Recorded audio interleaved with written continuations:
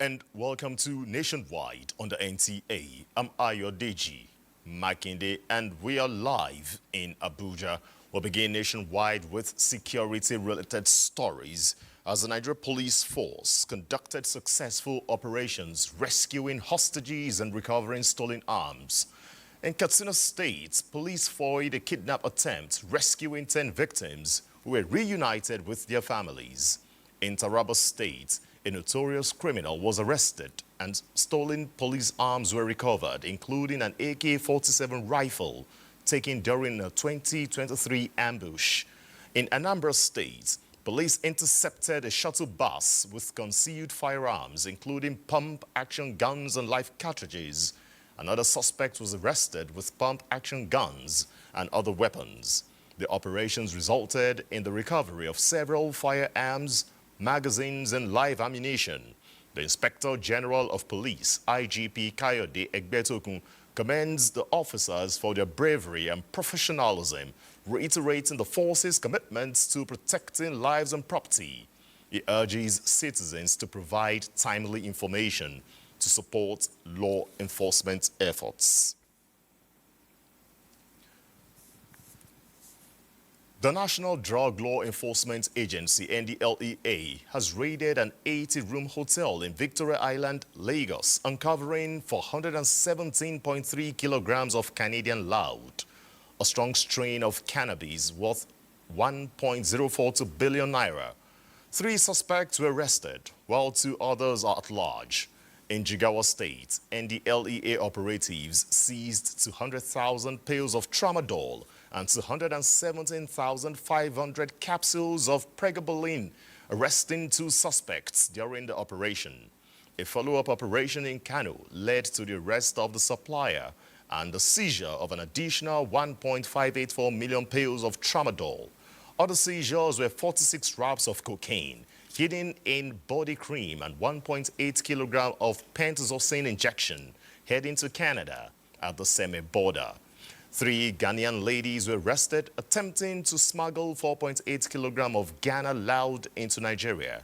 In Kano, a 60-year-old grandmother was arrested with 5.6 kilogram of skunk, while another suspect was taken into custody with 100 liters of codeine syrup.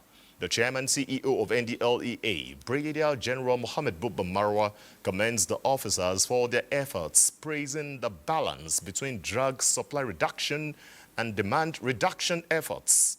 The NDLEA continues to conduct war against drug abuse, social advocacy, and other activities across the country.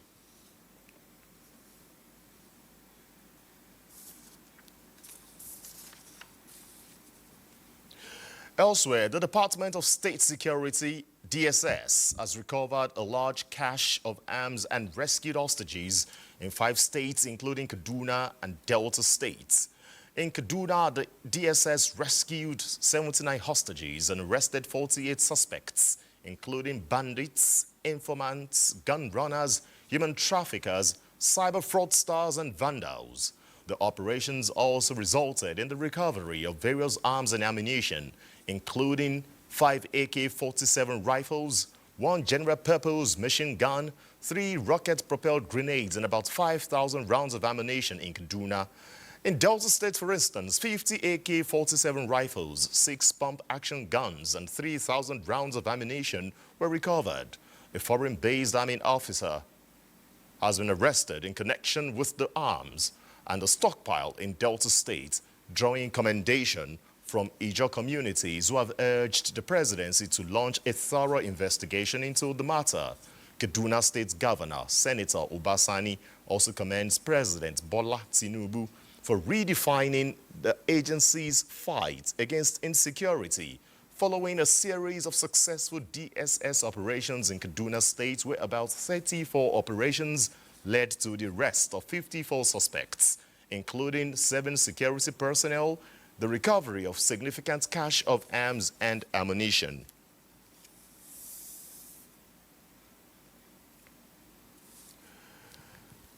Now, the federal government plans to implement a system that will significantly reduce the post-harvest losses and food wastes in the country. This came to light during the second post-harvest summit hosted by the federal government in Abuja. Correspondent Musa Baba Aliyu reports. A good yield is often attributed to farmers' hard work, dedication, and investment. However, this goal may not be fully realized if the harvest is poorly handled, resulting in significant waste of produce. In Nigeria, approximately 40% of harvested produce is wasted during and after harvest. You see, we are losing close to 3 trillion naira annually as a nation. And up to now, we are yet to solve the problem of post-harvest. This summit, organized by the Nigerian Stored Products Research Institute, aims to address the challenges of food waste caused by inadequate post-harvest handling. Nigeria is the largest producer by almost 45%. Everybody knows about cassava. And of course, if we can be able to focus on our challenges and then outline all this using the data management system or the integrated data management system, we're going to make sure we're going to have all these post-harvest losses to a barest minimum achieved. Conferences and exhibitions like this should be taken to the farmers in the grassroots, where they can see, feel, hear practically and face hands the losses incurred by our farmers in their rural communities and also seek their opinions on the way forward. The Nigerian Stored Products Research Institute is tasked with researching post-harvest handling and stored issues related to agricultural commodities in order to reduce losses and improve food security. Musa Baba Aliyu, NTA News. 80 women and youth in Obauke in Olorunda local government area of Osun State have benefited from poultry empowerment program under the National Agricultural Land Development Authority, NALDA. Correspondent Muiwa Omowumi reports that the empowerment was facilitated by the Special Advisor on Protocol to the President, Isa Niniola. The beneficiaries received 160 battery cages, 320 bags of poultry feed, and 3-week-old chicks, a complete starter pack to launch a poultry business in Obauke, Olorunda local government area of Osun State. Executive Secretary and CEO of NALDA, Olusegun Adebayo, represented, says their mission is to responsibly develop agricultural land, fostering productivity, sustainability, and prosperity. After nurturing these birds for an additional 3 to 4 weeks, dedicated off-takers will purchase the mature poultry birds. The profits generated will be shared equitably among all stakeholders. This empowerment is not just an empowerment. It's a program for eradication of poverty. And it's a program that if we are able to sustain it, all of us will be glad for it. Agri production, or let me say, broiler production or poultry farming is very, very capital intensive. But with this kind of gesture, it would definitely ease us. The empowerment is one of many programs being rolled out across rural communities in Nigeria. From Obauke in Osun State, Muiwa Omowumi, NTA News. In line with the renewed hope agenda of empowering women, wife of the president, Oluremi Tinubu, has empowered 500 of them in Bayelsa State with household items to make them self-reliant and contribute their quota to the state and the country's economy. Dianikume Ulolo reports that the wife of Bayelsa State's governor, Gloria Diri, distributed the items on behalf of the First Lady. The New Hope initiative of the federal government has continued the empowerment of women in the south-south region of the country. This time, the Bayelsa State has taken its turn with empowerment packages including deep freezers, standing gas cookers, ovens, grinding machines, and generating sets being distributed to the women. I feel very, very happy. This is a very big miracle. On Sunday, I'm going to the church and testify. May the God bless our mama. I want to thank God for everything, and I want to thank the First Lady of Nigeria for making it possible for us to have this wonderful empowerment. So the beneficiaries of this empowerment program, I encourage you to use these resources judiciously to grow your business. Let these items serve as a foundation for creating a better life for yourselves and your families. I hope and pray that what you receive today will prosper in your hands. Remain resolute in our commitment to women's economic empowerment as a key driver of sustainable development. This initiative directly aligns with SDG 1, that is no poverty, SDG 5, gender equality, SDG 8, decent work and economic growth. In Yenegwa, Janukume Ulolo, NTA News. Katsina State government has rolled out financial assistance to support victims of recent fire disaster in the state through the State Emergency Management Agency, SEMA, disbursing a total of 65 million naira in cash to support 102 affected individuals across the state. Hawal Haliru has details. The assistance is part of the state government's ongoing efforts to provide emergency relief to its citizens in need. Each beneficiary received between 240,000 naira and 3.5 million naira to help cushion the impacts of the disaster. This money given is not to compensate the victims for their losses, but to assist them alleviate some of their sufferings. The Katsina State Deputy Governor, who flagged off the disbursement exercise, expressed satisfaction that victims of natural disasters are being supported to recover from their losses. He emphasized the government's commitment to the welfare of its citizens. Government has done so well in terms of support to the vulnerable groups and victims of even banditry and other criminalities, apart from the kinetic approach being used by government all the time.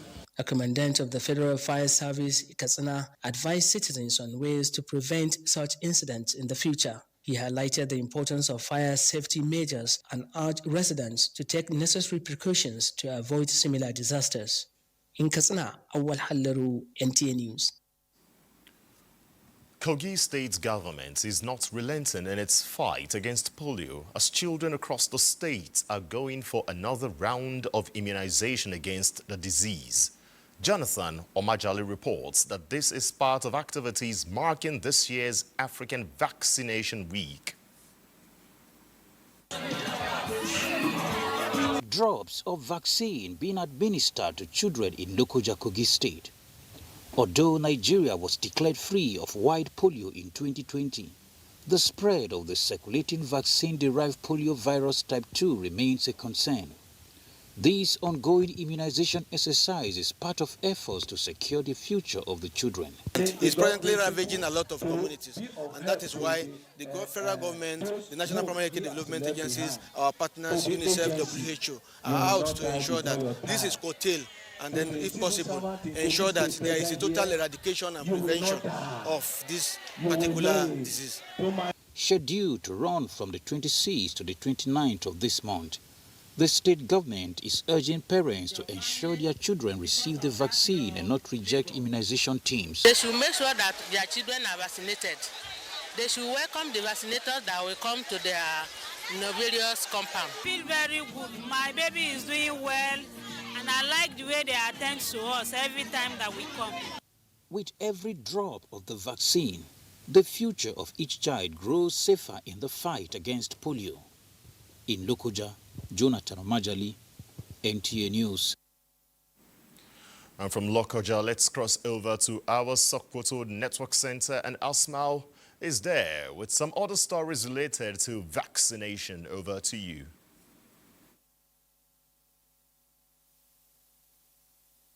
Ayo, good evening and welcome to Sokoto on Nationwide. No fewer than 1,600,000 children under the age of 59 months are being targeted in the ongoing polio virus type 2 vaccination program in Sokoto State. The campaign, scheduled from 26th to 30th April, is part of collaborative efforts to end polio transmission in Nigeria by December 2025. Abdullahi Umar Ilelu reports. Sokoto State has recorded 61 cases of circulating vaccine-derived polio virus type 2. raising concern on the part of government and international partners. To this end, Sokoto State government is adopting a house-to-house approach to ensure every child receives the life-saving vaccine. At Sokoto North and South local government areas, many parents and caregivers willingly presented their children to vaccinators, while some households in the Baza area rejected the vaccine. The resolution committee are coming tomorrow, which comprises of the health worker, traditional or religious leader, and influential person. So these people will go to the household and talk to the father of the house why they reject the distance. The Executive Secretary of the Sokoto State Primary Healthcare Development Agency, Dr. Lare Aliu Tambuwal, assured that everything possible will be done to ensure all parents and caregivers comply. We are responding to an outbreak of circulating vaccine poliovirus.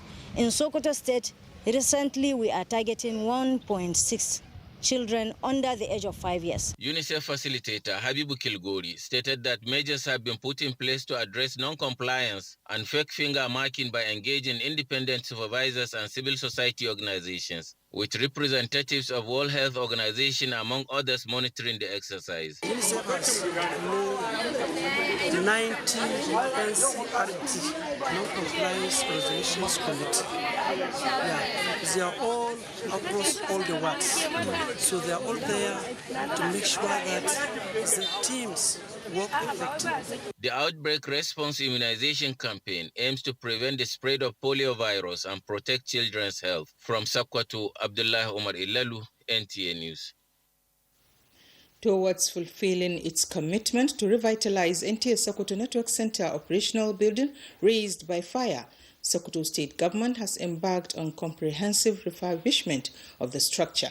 This follows Governor Ahmad Aliu's directive to expedite the station's restoration process to ensure functionality and service delivery.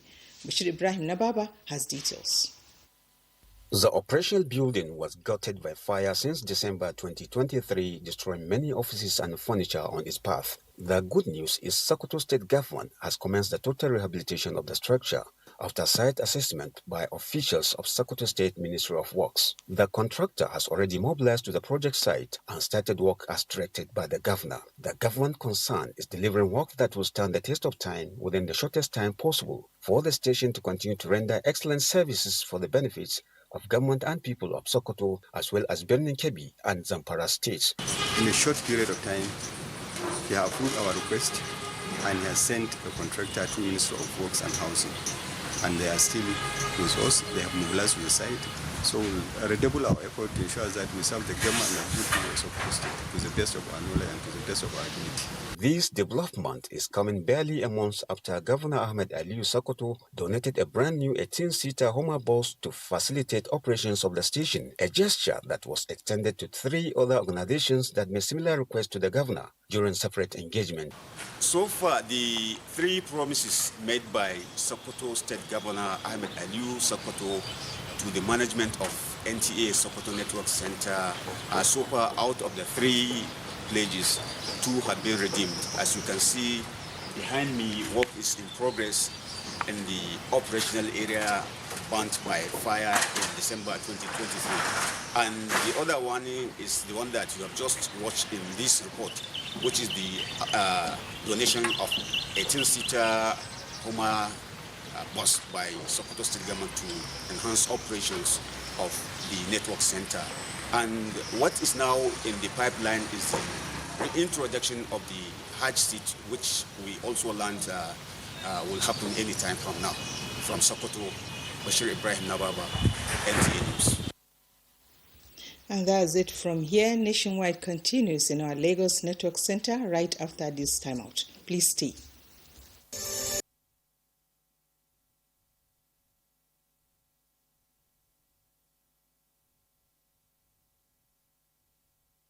Back to NTA Nationwide, and glad to have you join us in Lagos. The Nigerian Copyright Act aims to protect rights of creatives, ensure access to creative works, and facilitate compliance with international copyright treaties. Adejoke Odeka takes a look at some of the challenges associated with copyright infringement and ways to curtail them. To promote art and culture, copyright law assigns a set of exclusive rights to content creators to make and sell copies of their works. to create derivative works and to perform or display their works publicly. It takes a lot of creativity, time and resources to put together a work of art, book or song, and when this is done, the owners are expected to be rewarded in many ways for their works. Unfortunately, the issue of copyright infringement and piracy have been a thorn for some time now, where the ownership rights is completely stolen. With copyright infringement gaining popularity, what are some of the challenges Nigerian creatives face? One, plagiarism. The people that will use the work of an author without due acknowledgement. The second problem has to do with infringement in the digital space. There's also the issue of lack of collaboration, lack of effective collaboration between the stakeholders in the industry.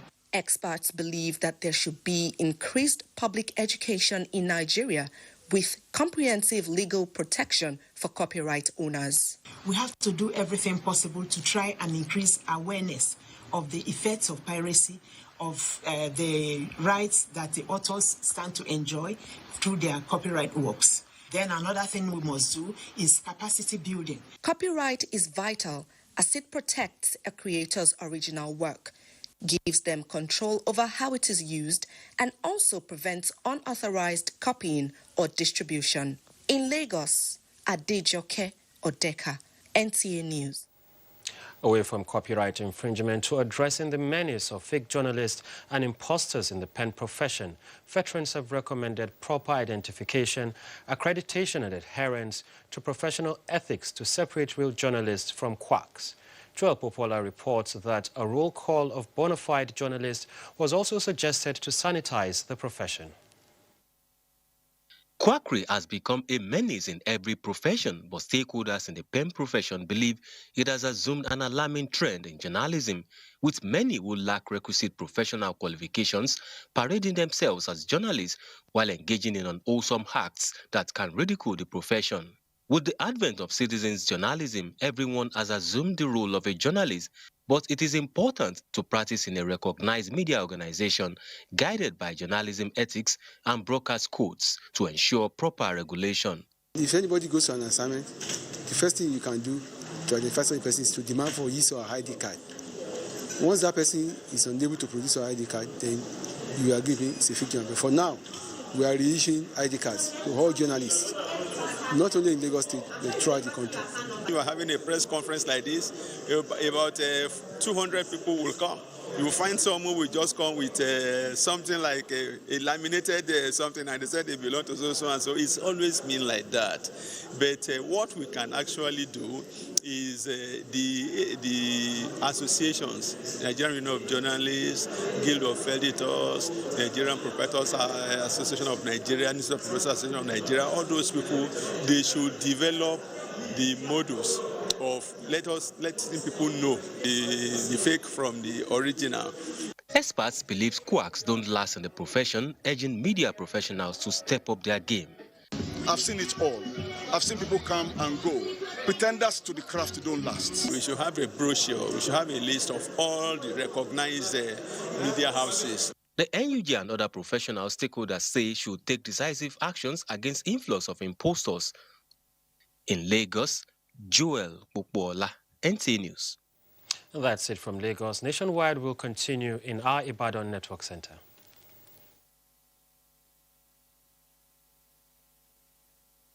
All right, we'll still connect with Ibadan in the course of the bulletin, but let's continue flowing from Abuja here. Vice President Kashim Shettima has called for stronger international collaboration to advance Nigeria's Human Capital Development 2.0 strategy.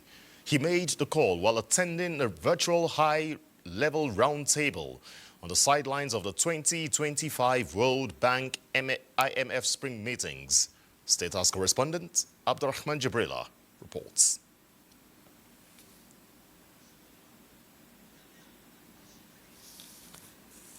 Interventions and sustained political will, Vice President Kashim Shettima reaffirmed the commitment at the heart of national development The HCD 2.0 program is designed to elevate Nigeria's human capital index and equip Nigeria to face both national and global challenges, including climate change and digital transformation. The Vice President pointed out that the meeting was necessitated by the urgency to invest in the Nigerian people and by the recognition that true national wealth is found not in natural resources, but in human potential. The story of HCD 2.0 is a story that would have been told differently without each of you here. This is why we must stand together as partners and refuse to be held hostage by the accidents of history that have stalled the promise of this great nation. We are more than excited to compare notes with the rest of the world, and we are grateful to the World Bank and all stakeholders for sharing our ambition. 1 out of every 4 black men is a Nigerian. And by 2050, Nigeria will be the third most populous nation on earth. Our population will reach 440 million. The Nigerian Vice President also reaffirmed the administration's resolve to remain transparent and result-oriented to achieve measurable outcomes, calling on the World Bank and other development partners to support the availability of disaggregated state-level human capital index data to enable more targeted interventions. We have the potential, but we need to translate those potentials into realities. We need your support. We need your partnership, a partnership that works on a pedestal of mutual respect and anchored on maturity and togetherness. The World Bank representatives at the meeting committed to strengthening the bank's partnership with Nigeria to improve the country's human capital index and proposed senior-level stakeholders' engagement to identify optimal areas for technical support. From the State House, Abraham Jibrila, NTA News. In a related development, Minister of Finance and Coordinating Minister of the Economy, Wale Edun, and Central Bank Governor Olayemi Kadoso have emphasized Nigeria's robust policy framework, combining fiscal and monetary measures to manage inflation and economic shocks. This forms highlights of their joint press briefing on Nigeria's participation at a 2025 IMF World Bank meeting in Washington, D.C. Lydia Sampson reports. Global economic growth is slowing sharply to 2.3% in 2025, signaling a recessionary trend driven by escalating trade tensions, policy uncertainty, and financial market volatility. The Minister of Finance and Coordinating Minister of the Economy, Wale Edun, and the CBN Governor noted that coordinated actions between fiscal authorities and the central bank have been critical in anchoring market expectations and maintaining investor confidence despite persistent global uncertainties. Both at the World Bank and at the IMF at the highest levels, they have seen it fit to point out that Nigeria is on the right path in terms of its monetary policy, in terms of its fiscal policy. Our delegation used the meetings as a platform to spotlight Nigeria's bold economic reforms and explore further measures to enhance macroeconomic stability, strengthen our financial system. Kadoso unveiled the Nigerian Foreign Exchange Code aimed at enhancing transparency and accountability in the foreign exchange market. From Washington, D.C., Lydia Sampson, NTA News. As Nigeria enhances peace and development initiatives, women traditional title holders are being urged to use their influence of the stools to contribute to the renewed hope agenda of the present administration. This formed part of messages to the Association of Women Traditional Title Holders of Nigeria, which held an inauguration ceremony for its new leadership in Abuja. Deborah Balagbubu reports. I will discharge my duties. I will discharge my duties. These are the new executive members pledging allegiance to the association, their society, and country. I was so excited. I don't know how to explain or how to say it, but Alhamdulillah, everything went successful. This will help them to gain some recognition, to have some network with other women, to have voice, and now be able to work especially on issues that affect women in particular. Having seen all dignitaries come in and all that, it was a very big success. The Association of Women Traditional Title Holders of Nigeria is a union of traditional title holders out to set priorities and new approaches to the traditional rules, thereby bridging the gap between tradition and modernity. So the role of our mothers is always to keep the family together. That same role is translated to their traditional title. This association stands as a beacon. It reminds us of who we are and who we must continue to be. Furthermore, your choices, your voices are vital in promoting peace. I'm happy that it's going wider. We are having this here today, and the women are here in their numbers. I know there will be achievement in this organization. Some members were recognized for adding value to the association and society in general. In Abuja, Deborah Balagubo, NTA News. Muslims have been urged to look out for the new moon of Zulqa'dah 1446 AH on Sunday, 27th April 2025, which corresponds to the 29th day of Shawwal 1446 AH. A statement by the Chairman Advisory Committee on Religious Affairs, Professor Sambo Wali Junaidu, was that in Sokoto requests Muslims to search for the new crescent. He urges them to report any sighting to their nearest district or village head for onward communication to the Sultan of Sokoto and President General, Nigeria Supreme Council for Islamic Affairs, Muhammad Sa'ad Abubakar.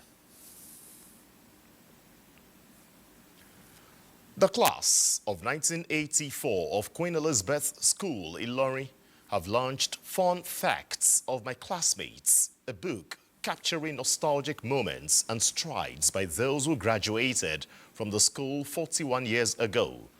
The first all-female school in northern Nigeria was established, prelude to Nigeria's independence. The report. Just like yesterday, students of Queen Elizabeth School, Ilorin, gather to reminisce and prepare for more impact on their alma mater. Replication of unique school wares over 4 decades ago, famous rhymes, quotes, hymns, and a chronicle of birthdays underline the spirit of sisterhood by this group. Always keep your friends, maintain good relationship, because this is that's 41 years that we graduated from school, and it's as if we have never left school. If you don't teach your children to say good morning to themselves when they are still young, they are not likely to ask after each other when they grow old. And I think that's one of the things our principals did for us, our teachers did for us at the time. They were not left alone at the book launch, as one of their teachers, Fumi Awomolo, who taught chemistry at the school, now a senior advocate of Nigeria, was filled with emotions as young and innocent faces back then have come of age and making impact in different spheres of human endeavor. Some of them who came in 12 years old, 11, 10, unable to even find their way, their feet, have grown up to big women all around the world. If we can have old girls of the school heading the school, I'm telling you, we can be able to maintain the academic excellence. Queen Elizabeth School, Ilorin, was established on the 21st of May 1956 as the first female college in northern Nigeria. Time now to connect with our Ibadan Network Center. And Kemi has the next set of reports. Over to you, Kemi. Welcome to Ibadan. Market leaders in Osun State have urged Governor Ademola Adeleke to continue with his various developmental programs and projects, saying they have brought the needed development to the grassroots. Femi Afarigun reports that they made the appeal in Osogbo, the Osun State capital. Representatives of market leaders from Osogbo and Olonda local government areas say there is a great improvement in infrastructure and commerce under the current administration. Pointing to newly completed road projects, easier market access, and support for small businesses, they emphasized the critical link between government policies and the prosperity of grassroots businesses. They want Governor Ademola Adeleke to sustain the tempo. Governor Adeleke has demonstrated visionary leadership and unrelenting commitment to the economic development of Osun State, particularly in the area of trade and commerce, which is the heart of our association's interest. Addressing the market leaders, the Special Advisor on Market Affairs, Grace Omotosho, thanked the association for their commitment to progress, reaffirming government's readiness to deepen support for the informal sector. We are so glad to know that the Osogbo people appreciate what our governor is doing. And we pray that the Lord God of heaven will continue to move Osogbo City forward. The association later presented the award to the governor. In Osogbo, Femi Afarigun, NTA News. Ogun State government is assuring stakeholders in the world of sports that the state will host one of the best, hit-free and successful National Sports Festival between 16th and 31st of May 2025. Governor Dapo Abiodun gave the assurance when he embarked on another inspection of the sports facilities in Abeokuta, the Ogun State capital. Hakim Jimo reports. Ogun State Governor Dapo Abiodun, who is optimistic that the state government will host one of the best national sports festivals in the history of the competition, assured that construction work at designated centers are near completion. The last time we visited here, it wasn't at foundation level, but a lot of construction in progress. It allowed us to make corrections, input and suggestions. No stone has been left unturned in the provision of required infrastructure. And I'm confident that all the facilities will be ready. He assured that the tournament has become a platform for the discovery and nurturing of young talents to stardom. Based on what we've done, Ogun State will now become home to many other world-class competition across the country, across the sub-Saharan Africa, across Africa, and even internationally. The governor therefore encouraged the youths to utilize the opportunities offered by the competition by making themselves available to participate in their chosen games. In Abeokuta, Hakim Jimo, NTA News. That's it from Ibadan. We'll join Jenny in Port Harcourt for more on Nationwide after the break. To stay with us. You're welcome back. Members of the Senate and House of Representatives from Rivers State have resolved to work for the re-election of President Bola Tinubu at the 2027 general elections. At a press briefing which held in Port Harcourt, the members commended him for trusting and appointing one of their own, Nyesom Wike, as the FCT minister. Jenny Bassi reports. The members commended President Bola Tinubu for his swift and necessary intervention in Rivers State, an action they say sets the process of peace in motion.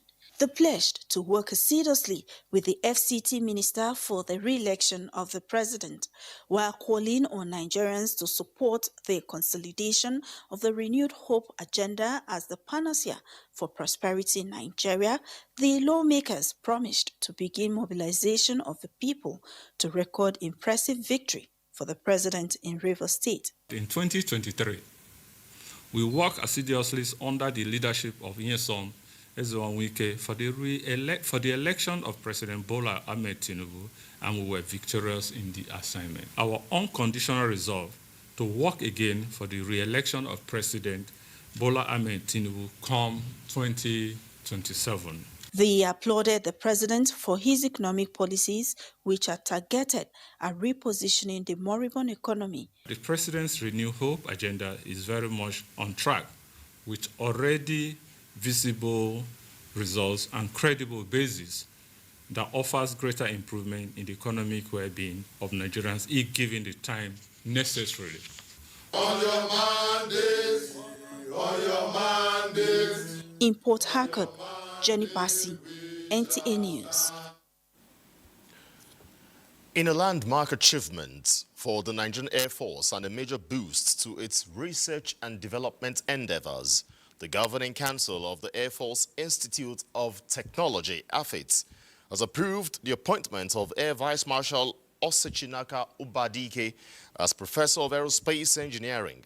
This makes him the first ever serving officer in the NAF to be conferred rank of professor. A statement by the Director of Public Relations and Information, Air Commodore Ehime Ejodame, indicates that Air Vice Marshal Ubadike, an accomplished scholar and military professional, has led several cutting-edge research initiatives within the Nigerian Air Force, including his pivotal role in the development of indigenous NAF unmanned aerial vehicle UAV, which demonstrates the Air Force's expanding technical capabilities and strategic independence. The Governing Council also confirmed the appointment of retired Air Vice Marshal Paul Jemitola as a Professor of Aerospace Engineering. Professor Jemitola, the immediate past commandant of AFIT, is widely respected for his expertise in multidisciplinary and multi-objective aircraft design optimization. The conferment of the professors is a testament to the vision of the Chief of the Air Staff, Air Marshal Hassan Abubakar, who has prioritized technological advancements through education, capacity building, as well as research and development.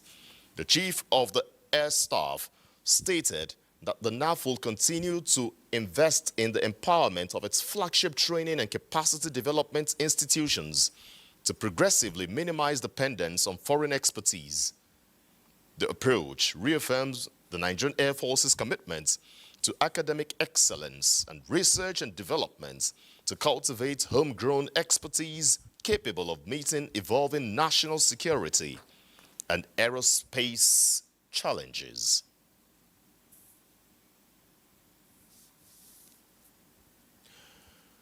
As part of a strategic initiative targeted at ensuring full realization of the corporate strategic goals of the Corps for the year 2025, the Corps Marshal, Federal Road Safety Corps, Shehu Mohammed, has approved the redeployment of 3 newly appointed Deputy Corps Marshals, 2 Assistant Corps Marshals and 24 Corps Commanders to key departments and Corps offices in order to boost the existing efforts of the Corps towards creating a safer motoring environment.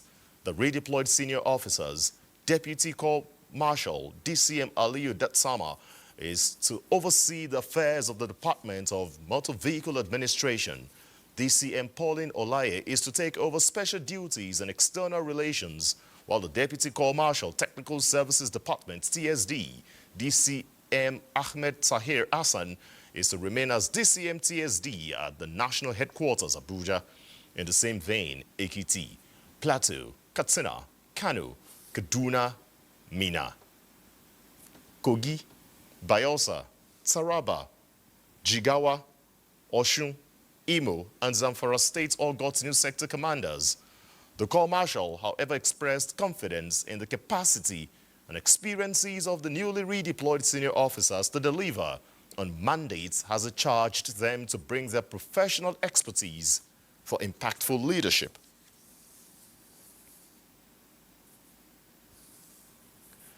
And next is Sports Update. FCT Minister Yossum Weke has approved the appointment of members of the Interim Management Board for the IBB International Golf and Country Club Abuja, with Peter Dishi as chairman, while Yomi Oyelola serve as secretary.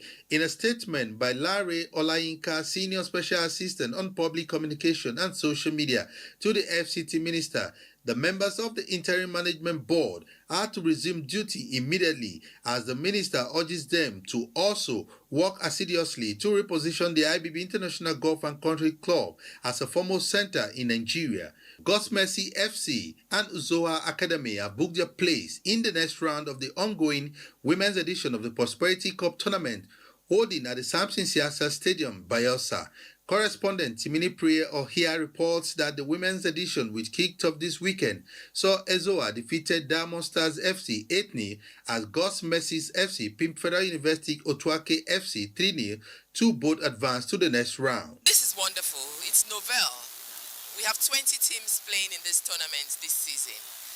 And I think it's great. You know, it's a great encouragement. It shows that there's truly an alternative for the youths of this state. Elsewhere, as a way of using sport as a unifying factor, the Redeemed Christian Church of God, Nasarawa Province 3, has built a mini sports facility with the aim of integrating and promoting sporting activities among the immediate community. While inaugurating the facility, the senior pastor Oluyemi Adekunle describes the development as a way of keying into the vision of the General Overseer, Pastor Enoch Adeboye. Following the wisdom of our father-in-law, General Overseer of this mission, that Enoch Adeboye, who in his wisdom, in the wisdom of God, asks us to incorporate sports into our corporate social responsibility. The church is interested in both the spiritual and the physical well-being of its parishioners and members. And beyond that also, the church is interested in bridging the gap between the church community and then the environment where the church exists. With sports update, Oche Ngbedi, NTA News. And that's nationwide. I'd like to thank you for watching. I'm Ayodeji Makinde from all of us here in Abuja and the contributing zonal centers. Bye-bye.